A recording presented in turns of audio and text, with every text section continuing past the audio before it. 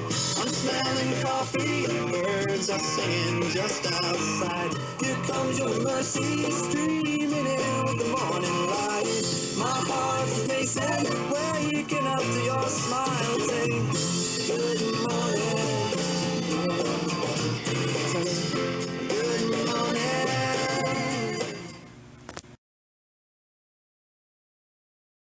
All right, well, good morning and welcome back to Breakfast with the Bible. Today is Monday. We are in Psalm 34. I want to thank you for following me along with our journey through the Psalms. I pray it's been blessing you. I pray that you've been encouraged. And I pray that you would continue to watch and to listen and to just enjoy it. So Psalm 34 has 22 verses, and in the study I broke it up, I believe, into 3 sections. I went 1 to 8, and then I did 9 to 16, and then 17 to 22. So we'll do Monday, today, Tuesday, Wednesday, and then we'll move on to 35. So I'll go ahead and read the whole thing in its entirety like I usually do, and then we'll go back over 1 through 8, and then when we come back tomorrow, it'll just be 9 to 16, and there's no reason to read the whole thing again. So this is a psalm of David when he changed his behavior before Abimelech, who drove him away and he departed. So we'll talk about that a little bit more in detail once we get through the psalm. I will bless the Lord at all times. His praise shall continually be in my mouth. My soul shall make her boast in the Lord. The humble shall hear thereof and be glad. O magnify the Lord with me, and let us exalt his name together. I sought the Lord, and he heard me, and delivered me from all my fears. They looked unto me and were lightened, and their faces were not ashamed. This poor man cried, and the Lord heard him, and saved him out of all his troubles. The angel of the Lord encampeth round about them that fear him, and delivereth them. O taste and see that the Lord is good. Blessed is the man that trusteth in him. O fear the Lord, ye his saints, for there is no want to them that fear him. The young lions do lack and suffer hunger, but they that seek the Lord shall not want any good thing. Come, ye children, hearken unto me. I will teach you the fear of the Lord. What man is he that desireth life and loveth many days, that he may see good? Keep thy tongue from evil and thy lips from speaking guile. Depart from evil and do good. Seek peace and pursue it. The eyes of the Lord are upon the righteous, and his ears are open unto their cry. The face of the Lord is against them that do evil, to cut off the remembrance of them from the earth. The righteous cry, and the Lord heareth, and delivereth them out of all their troubles. The Lord is nigh unto them that are of broken heart, and saveth such as be of a contrite spirit. Many are the afflictions of the righteous, but the Lord delivereth him out of them all. He keepeth all his bones, not one of them is broken. Evil shall slay the wicked, and they that hate the righteous shall be desolate. The Lord redeemeth the soul of his servants, and none of them that trust in him shall be desolate. Okay, so again, Psalm 34, verses 1 to 8.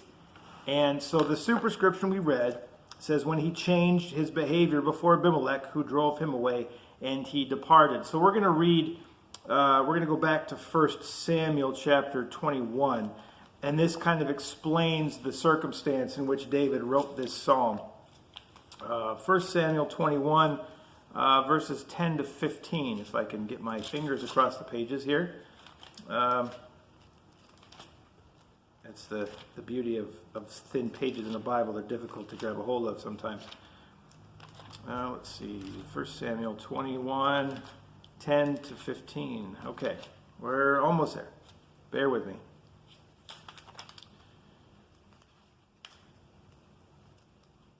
All right, come on.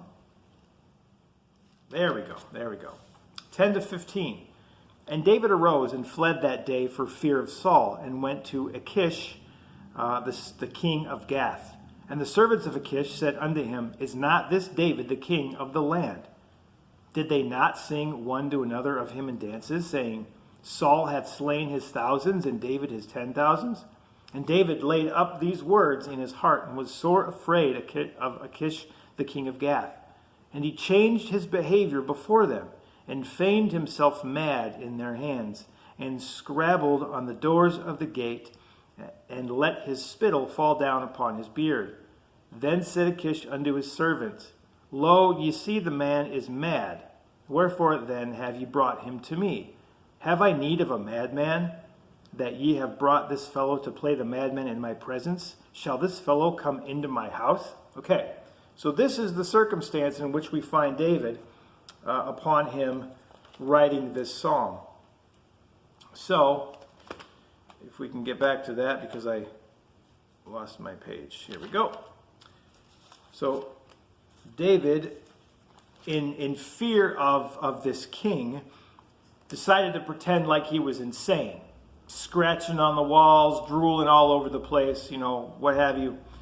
And this king said, why do I have use of a crazy person?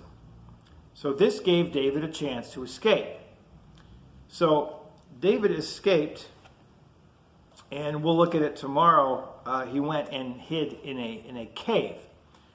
So if we look at verse 1, I will bless the Lord at all times. His praise shall continually be in my mouth.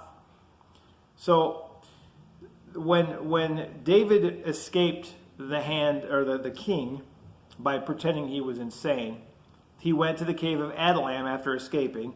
And again, this is likely where he wrote this psalm. Verse 1 shows David's declaration, and I believe it's both intense and appropriate. I will bless the Lord at all times. His praise shall continually be in my mouth. Now, David is no stranger to trouble. He's no stranger to enemies. He's no stranger to conflict. He's no stranger to various different things, emotions and circumstances. And again, that's what makes him such a great example to us, because we're likely to be able to relate to him at one point or another in his life. And he shows this commitment in verse 1, that regardless of my circumstances, I will bless the Lord at all times. This is Philippians 4. Again, like a broken record, I'm always going back to this chapter, but rejoice in the Lord always is what Paul says. Ephesians 5:20, giving thanks always for all things. In 1 Thessalonians 5:18, in everything give thanks. Why? For this is the will of God in Christ Jesus concerning you. Giving thanks all the time, because this is the will of God. Now, that's difficult. I get it. But we see David here in all, he's being pursued. We've seen a vast array of different circumstances David is in, and none of them look like they would be any fun. And yet David says, I will bless the Lord at all times, regardless of what I'm going through. Spurgeon said, not in my heart merely, but in my mouth too. Our thankfulness is not to be a silent thing, if it should be, one of the daughters of music. This is, I will bless the Lord at all times. This could be an internal thing, but he goes on to say, his praise shall continually be in my mouth. I will not cease to speak of the praises of my Lord wherever I go. Again, we've talked about this numerous times. Verse 2, my soul shall make her boast in the Lord. The humble shall hear thereof and be glad. The cleverness of David's act of pretending to be mad could be attributed to himself. Like, I came up with a pretty good idea. Since it allowed me the chance to escape, I was pretty quick on my feet to think of that. David could have easily said, good job, Dave. I did that. But my soul shall make her boast in the Lord. David is even attributing this idea, like we saw in Psalm 33, 16 and 17. There is no king saved by the multitude of a host. A mighty man is not delivered by much strength. A horse is a vain thing for safety, neither shall he deliver any by his great strength. These things are all possible, but not alone. We see God is involved in everything. So David is giving God the praise. He's boasting in the Lord for either giving him the idea or essentially allowing it to happen. David understood that it is only because the Lord was there that any of it was even for David's benefit. Now Lamentations 3:22 says, "It is of the Lord's mercies that we are not consumed, because his compassions fail not." So Jeremiah wrote Lamentations and said, it is only because of the Lord's mercies that we are not consumed. Now we covered this several videos ago. I don't even remember which one it was, where the fact that you wake up in the morning is of the Lord's mercy. The fact that we are not consumed into an instant burning fire is of the Lord's mercy, because his compassions fail not, because he's long suffering. He's waiting long enough for each and every one of us to say, "Lord, I need you." Now, I wish I could say that everybody's going to is going to make that decision, but we know it's not true. But the point of the matter is God is allowing turmoil and trouble and chaos and all these different things because he's long suffering. He's wanting people to turn to him. He's wanting people to get desperate and say, "Lord, I can't do this without you." And that's where we find ourselves. We come to him and say, "You know what? I've tried it on my own. I've done this stuff and it didn't do any good. I need you, because I can't live the life you want me to live without you." McLaren wrote, "The seeming idiot scribbling on the gate is now a saint, a poet, a preacher, and looking back on the deliverance won by a trick, he thinks of it as an instance of Jehovah's answer to prayer." David was praying for God's hand. He's always praying for God's hand, as we can see. And the fact that this situation came about for David to pretend he was insane, he was a madman, only reminded David that God is still able to answer prayers in various ways. Whether the Spirit said, "Dave, do something quick," or what. The fact of the matter is God allowed this whole situation to happen and for David to escape to the cave of Adullam. So we've got to give credit where credit is due. David is now free because of an extreme display of humility. David is sure the humble people of God would rejoice with him for his deliverance. Okay, this is, "My soul shall make her boast in the Lord. The humble shall hear thereof and be glad."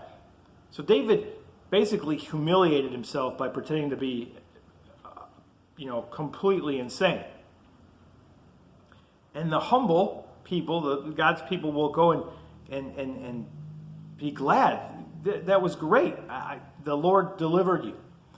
Now, isn't it amazing that when you think about it, when a man or woman of God acts in a way that shows a great deal of humility, believers will praise and applaud them. Matthew 23:12 says, "And he that humbles himself shall be exalted." So David humbled himself to the point of basically self-humiliation, acting like a complete lunatic. And the humble shall hear and be glad. So while we portray this humility that we should, often other believers will exalt you because of it. You'll get praise from believers for the fact that you're humble. Now, this is not your motivation. Don't be humble because you want people to praise you for it, because then you've totally defeated the purpose. But the point here is what Jesus said in Matthew is exactly true. "And he that humbles himself shall be exalted." Verse 3, "O magnify the Lord with me, and let us exalt his name together." One can enjoy praising God alone, but isn't there something different when you're praising God together? When you're a group of people praising God, it's like this iron sharpening iron. It's like this energy that goes back and forth with when you're praising and worshiping. Magnify, make him larger in one's perception. See him bigger than you currently do. Look closer at him. See things you have since overlooked. This revelation will cause you to exalt his name. Magnify the Lord. Look look deeper into his word, look deeper into his character, and we will by necessity exalt his name together. Verse 4, I sought the Lord, and he heard me and delivered me from all my fears. David sought the Lord. The Lord heard David, and the Lord delivered David from all of his fears. There is no... There's a debate about whether or not David may or may not have sinned in deceiving the king into thinking he was insane. But regardless of where you come out, the delivering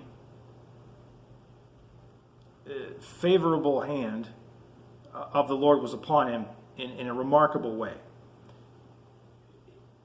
If God hadn't approved to some degree, in which case the theory of it being a sin is irrelevant to me.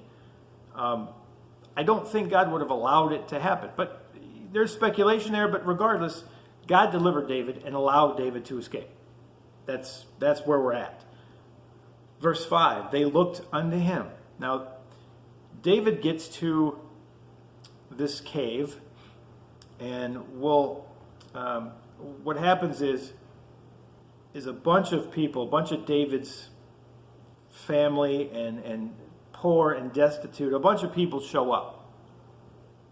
And so David is now addressing the audience. They looked unto him and were lightened, and their faces were not ashamed.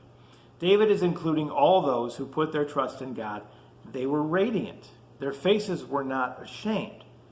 You cannot come face to face with a holy God and not be changed. Let's look at Exodus real quick. Let me put my bookmark back in. Exodus chapter 34, if I remember correctly. 34, I believe it was 29 to something. 29 no. Exodus 34, 29 to 35, yes.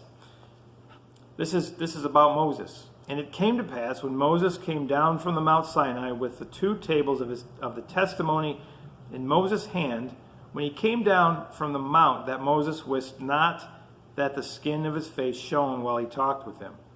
And when Aaron and all the children of Israel saw Moses, behold, the skin of his face shone, and they were afraid to come nigh him. And Moses called unto them, and Aaron and all the rulers of the congregation returned unto him, and Moses talked with them. And afterward all the children of Israel came nigh, and he gave them in commandment all that the Lord had spoken with him in Mount Sinai. Until Moses had done speaking with them, he put a veil on his face. But when Moses went in before the Lord to speak with him, he took the veil off until he came out. And he came out and spake unto the children of Israel that which he was commanded. And the children of Israel saw the face of Moses, that the skin of Moses' face shone. And Moses put the veil upon his face again until he went in to speak with him. His face was lightened. His face was radiant, as we see in this verse. They looked unto him and were lightened, were radiant, and their faces were not ashamed. David is expressing this idea that you cannot come face to face with God in any fashion and not be affected by it. Verse 6, this poor man cried, and the Lord heard him and saved him out of all his trouble. David is this poor man. As if to say, I really am nobody. I have nothing to give. No real worth apart from God. And still, you hear me and save me. You've delivered this poor man. You've heard this poor man. Depart from me, for I am a sinful man, is what Peter said. This poor man, this wretched man, this sinner of a man cried unto the Lord, and you heard him. And you saved him from his troubles. That is humility at its best. This idea that I don't deserve anything the Lord has for me. I don't deserve anything the Lord has offered me or made available to me. The salvation, nothing. The blessing of the Lord. We don't deserve any of it. And this is where David's at. This poor man, this poor, wretched man. Paul said, I am the chief of sinners. He cried to the Lord, and the Lord heard him and saved him out of all of his troubles. If you recognize your poorness, your wretchedness, your sinfulness, your need for Christ, and you cry to the Lord, he will save you out of all of your troubles. Not the here and now per se. He will save you from that last day when there will be no choice, when you will not have the option of changing your mind. You make that decision now. You say, Christ, I need you. I believe everything you say about yourself. You put your faith in Jesus Christ. You cry unto the Lord, and he will hear you, and he will save you. Those who cry to the Lord will be saved. Let's see, where are we at now? Verse 7. The angel of the Lord encampeth round about them that fear him, and delivereth them. McLaren wrote, the fugitive, in his rude shelter in the cave of Adullam, thinks of Jacob, who in his hour of defenselessness, his defenseless need, was heartened by the vision of the angel encampment surrounding. There is a battle going on. There is a realm that we cannot perceive with our natural eyes. It is both angelic and demonic. And there is one fighting for us, and there's one fighting against us. And it is our job, our obligation, to be aware of this particular battle and pay attention. But remember, the Lord encamps angels round about those who fear God, because we need all the help we can get. Ephesians 6:12 says, for we wrestle not against flesh and blood, but against principalities, against powers, against the rulers of the darkness of this world, against spiritual wickedness in high places. Some of those rulers of darkness in this world are both in the spirit realm and in the natural realm. Against spiritual wickedness in high places. This high places could be in the spiritual realm, but also the physical realm. There are rulers and leaders and powerful people who are working tirelessly to negatively affect the kingdom of God. But it's not going to work, because the kingdom of God has already won. So this is just a show. Verse 8, oh, taste and see that the Lord is good. Blessed is the man that trusteth in him. David here almost poses a challenge. Don't simply take my word for it. See for yourself. Put your trust in him. You will be blessed. I guarantee it. Those people who go, I don't really know if I'm ready for it. You know what? Maybe this Jesus thing just isn't for me. You know, it works for you, but I don't know. I'm just different. Try it. I dare you. This is what David is saying. Taste and see that the Lord is good. Don't waste the opportunity. Don't let it pass you by. And that is a promise. All the way back to Psalm 2, verse 12. Blessed are all they that put their trust in him. Put your trust in God today, and you will not be disappointed. Both Hebrews 6:5 and 1 Peter 2:3 use this verse to describe the first venture into faith and to urge that the tasting should be more than a casual sampling. So that being said, taste and see. If you have not already, if you have and you've walked away, if you've wandered, remember the God that saved you. Remember the God who called you out of darkness into his marvelous light. And come back. Blessed is the man that trusteth in him. Thank you for watching. I pray that this blessed you. Follow me tomorrow when we go from verse 9 to 16. I look forward to it. And I now have a Twitter account. I don't really sure how I feel about it yet, but it is just Breakfast with the Bible, trying to get some more, I'm not going to use the word publicity, but more coverage, I guess you could say. So check me out there. Follow me there. Subscribe here. Share with your friends. Comment. Ring the bell. Do all that good stuff. And we'll see you next time. God bless.